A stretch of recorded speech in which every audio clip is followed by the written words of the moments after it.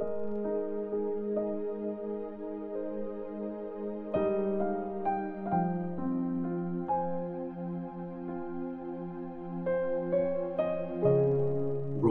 chapter 7. Ang halimbawa ng kasal. Mga kapatid, sigurado maiintindihan nyo ang sasabihin ko kasi alam nyo ang tungkol sa batas.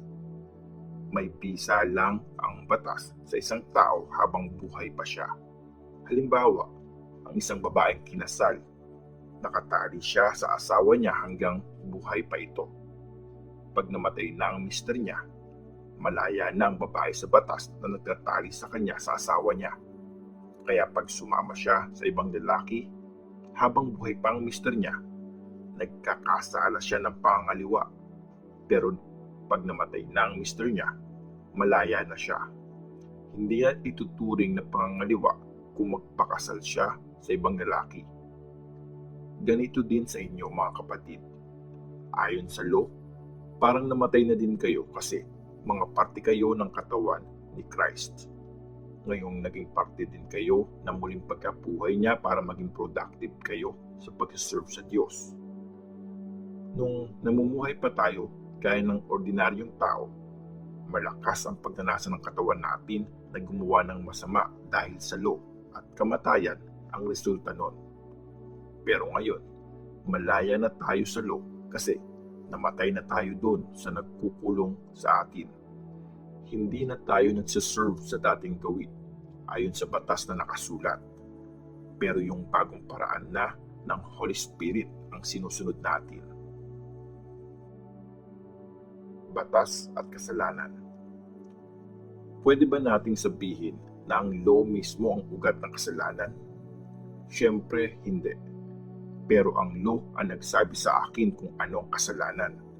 Kung hindi sinabi ng law na huwag mong pag-interesan ang hindi sa'yo, hindi ko malalaman na may ganun palang pagnanasa. Dahil sa utos na to, nagkaroon ng chance ang kasalanan para buhayin sa akin lahat ng klase ng pagnanasa. Kung walang batas, wala ding kasalanan. Dati rin akong namumuhay na malayo sa batas. Pero nung nagkaroon ng utos, nabuhay ang kasalanan at namatay ako. Yung utos na dapat magbigay ng buhay sa akin, yun pa ang pumatay sa akin. Nakahanap ng chance ang kasalanan sa utos na to para lukohin at patayin ako. Kaya nga, banal ang law at ang bawat utos nito ay banal, matuwid at mabuti. Pero ibig sabihin ba nito ang isang bagay na mabuti ang dahilan ng kamatayan ko? Siyempre hindi. Kasalanan ang pumatay sa akin at ginamit nito ang mabuting bagay. Nangyari ito para makita ang totoong nature ng kasalanan. Kaya sa tulong ng utos, na ipakita na talagang napakasama ng kasalanan. Ang struggle natin. Alam nating spiritual ang law, pero tao lang ako at binenta para maging alipin ng kasalanan. Hindi ko maintindihan ang sarili ko. Hindi ko ginagawa ang mga bagay na gusto kong gawin, pero yung mga ayaw ko, yun ang ginagawa ko. Kung ayaw ko ang ginagawa ko, sinasabi kong tama ang law.